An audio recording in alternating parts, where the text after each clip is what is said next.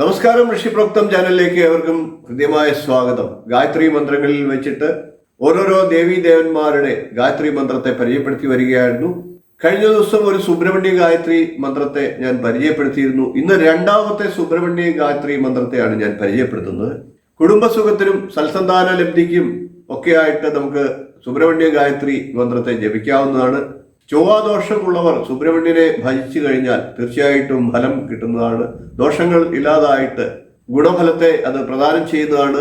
മംഗല്യ തടസ്സത്തിനും മംഗല്യ ദോഷത്തിനും ഒക്കെ ആയിട്ടും സുബ്രഹ്മണ്യ സ്വാമിയെ പ്രീതിപ്പെടുത്താവുന്നതാണ്. സുബ്രഹ്മണ്യ ഗായത്രി മന്ത്രത്തിലെ രണ്ടാമത്തെ ഗായത്രി മന്ത്രത്തെയാണ് ഇന്ന് പരിചയപ്പെടുത്തുന്നത്. മന്ത്രം പരിചയപ്പെടുത്തുന്നതിന് മുമ്പായിട്ട് ചാനൽ സബ്സ്ക്രൈബ് ചെയ്യാൻ അഭ്യർത്ഥിക്കുകയാണ്. നമുക്ക് മന്ത്രം എങ്ങനെയാണ് ചൊല്ലേണ്ടത് എന്ന് പരിശോധിക്കാം. ഓം തത്പുരുഷായ വിദ്മഹേ മഹാസേനായ ധീമഹി തന്ന സ്കന്ദ പ്രചോദയാത്.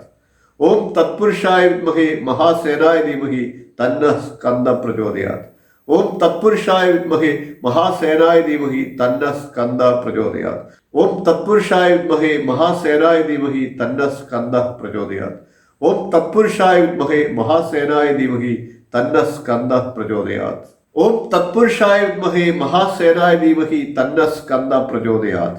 ഓം തത്പുരുഷായ വിദ്മഹേ മഹാസേനായ ധീമഹി തന്ന സ്കന്ദ പ്രചോദയാത്. ഓം തത്പുരുഷായ വിദ്മഹേ മഹാസേനായ ധീമഹി തന്ന സ്കന്ദ പ്രചോദയാത്. ഓം തത്പുരുഷായ വിദ്മഹേ മഹാസേനായ ധീമഹി തന്ന സ്കന്ദ പ്രചോദയാത്.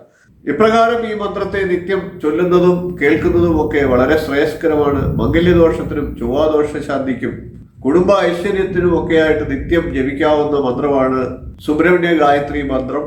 നമുക്ക് പറ്റുന്ന തവണകളിൽ ഈ മന്ത്രത്തെ ജപിച്ചുകൊണ്ട് സുബ്രഹ്മണ്യ പ്രീതി നേടിയെടുക്കാവുന്നതാണ്. വീഡിയോ ഇഷ്ടപ്പെട്ടാൽ ലൈക്ക് ചെയ്യുക, അത് മറ്റുള്ളവർക്ക് വേണ്ടിയിട്ട് ഷെയർ ചെയ്ത് കൂടി കൊടുക്കുക. എല്ലാവർക്കും സുബ്രഹ്മണ്യ സ്വാമിയുടെ അനുഗ്രഹം ലഭിക്കട്ടെ എന്ന് പ്രാർത്ഥിച്ചുകൊണ്ട് നിർത്തുന്നു. അടുത്ത ദിവസം നമുക്ക് അടുത്തൊരു വീഡിയോയുമായി കാണാം. നന്ദി, നമസ്കാരം.